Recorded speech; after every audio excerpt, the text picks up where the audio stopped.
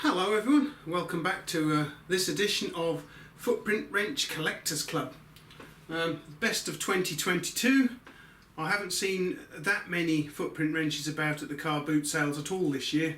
I think maybe 6, and I picked up the best of the rest really, these 4 you see here.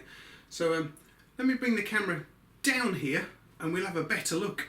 And here they are, and I believe these to be the best ones that I saw out there at the car boot sales this year. The first one I managed to find was this little fellow here. The guy who was selling it had quite a collection of other footprint wrenches and copies as well. He had, I believe it might have been a 14-inch, but it had been beat to hell and it was in a right state. It was absolutely awful. But anyway, I found this one here amongst his collection. And I purchased it, and I believe it cost me £1. So let's have a closer look at it. So what we have here is a standard 9-inch footprint wrench. Not sure of the age of it. It's got some largish rivets here.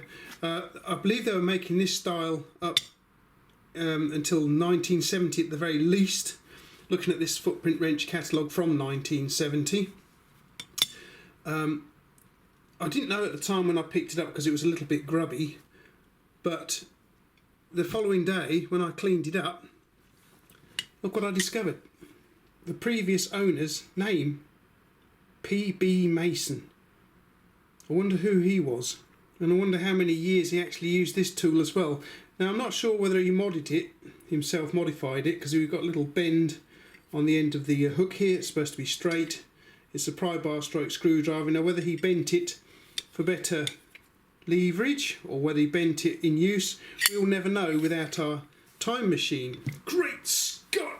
So anyway, as you can see, it's a very nice example. It's polished up very nicely indeed. I'm not so sure that the pivot pin is an original footprint wrench pivot pin. I couldn't tell you on that one. It doesn't look like any of the other footprint wrench pivot pins that I have, genuine ones. It looks a bit thick to me, but maybe he found another one from somewhere else to replace the one he lost, because these things very often get lost. What a very fine wrench this is. He really looked after it too, because there's no damage to the teeth in the jaws that I can see anyway. Very nice condition, cleaned up very nicely indeed. So that's the first one I found this year, and here is the second one. Now this was in a bit of a state when I got it. It was very dirty, very filthy, as you can see from the picture here. Its pivot pin had been lost, and it was just, the original owner was just using it with this nut and bolt here, and I very often find these style of nut and bolts in old footprint wrenches. You can see the old square nut there. So basically I had to design and make a new pivot pin for it. Here it is. So anyway, while I was cleaning it up, because I did actually have to put it into the ultrasonic cleaning tank at work because it was filthy, there was an awful lot of black deposits, gunk around the jaws and the head here, so I had to get those off. And I've spent this morning polishing this on the my wire wheel. As you can see, it's come up really quite nicely. This is, if you look at this old page here, I realise it's not a very clear page at all, but I believe it says on here these are a footprint special pipe tongs. These are mine's the one at the bottom here. There is a different style of one in the picture above it, as you can see, and I think they've probably got the standard thinner jaws, because if you look at the jaws on this one, see how wide they are? They're wider than the rest of the hook. And I believe the second, the other type, probably got a jaw like this that's rounded, slightly thinner type of jaw. But yeah, so I've been looking out for something like this style, for quite some time.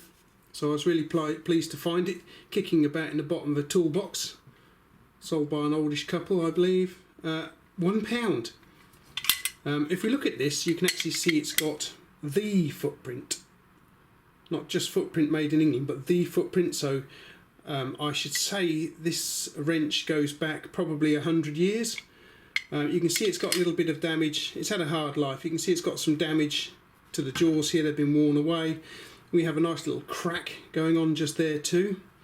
And also, if you take a look here, there's quite a chunk been chipped off of the hook here. You can see the granular style interior of the material, because these are drop forged and for strength, etc. But I mean, obviously it chipped off somehow, so you must have been really giving it some when that happened. I'm really glad to have this one in my collection. So I've been looking one for quite some time. They could be fairly rare because I don't see them for sale on eBay or anywhere else for that matter. Pictures of them don't come up if you search for them. I'll say the only pictures I can find are on this rather not very clear, well, I guess it's a page from a catalogue. Now I found that on the Footprint Company website. I went out to the car boot sale yesterday and picked up 2 more footprint wrenches. These 2 little 6 inches or 150 millimeters long these are. This one was the last tool that I picked up yesterday. As you can see, it's a little press pin, and we have holes with slots in. If you know anything about footprint wrenches, you will know that you adjust them by removing a pivot pin, like so. We have a selection of holes, so you simply can move it to the hole where you want it. Pop the pivot pin back in, screw it up, and then you have your adjustment. With the press pin version, and I've got several of these now, you simply open it like thusly, push this pin in here, look, and then we can adjust the wrench to whatever size you require quite quickly. I believe they were making this style up to the 70s. I don't know from when, but it's fairly early on. I've got an advert for the press pin here. When did that come from? I don't know. I'll stick it just here so you can see with the date this advert's from. It's probably from the 20s, I'd imagine. But yeah, so this is a little press pin tool. It needs a good clean up. It's quite filthy. I thought when I pulled it out of the guy's toolbox, and it cost me 50p by the way, I thought it was an unbranded copy, but you can just about make out the markings on it. It's not very clear. But yeah, so that's the it cost me 50p, and this is the yeah, that's the press pin tool, last tool I bought yesterday. For me though, this is the pick of the bunch of yesterday's tools. I know I've got some other nice tools. Check out my video just here, what I bought on Sunday. But this little gem right here is a 6 inch, as you can see, 6 inch or 150 millimeters. I believe, looking at the style, it's either a late 70s or 80s version. These models don't have the pry bar screwdriver end to the hook, and you can see it's a completely different style to a standard footprint wrench. It has its original pivot pin just here, as you can see. It's not been used very much at all. You can still see some of the burrs left where these holes were punched through. They would have been punched through from this side, I believe. You can still see the mill scale all over it. So somebody's purchased this and not used it a great deal at all. And it's very clean up the inside too, which is quite unusual for these things because they're usually quite filthy in there. I mean, I did have to clean a little bit of dirt and filth off of this thing. But I mean, you very often get that from tools at the car boot sale anyway. They're usually covered in a little bit of oil and filth and that. The guy wanted £1.50 for this, and he would not come down, but I was quite, really honestly, I was quite happy to pay £1.50 for this, because as you can see, it's an absolute beauty, isn't it? Look at that. You can still see the forging marks on it. It's been ground a little bit on the head just there, but what an absolute beauty, isn't it? Look at that.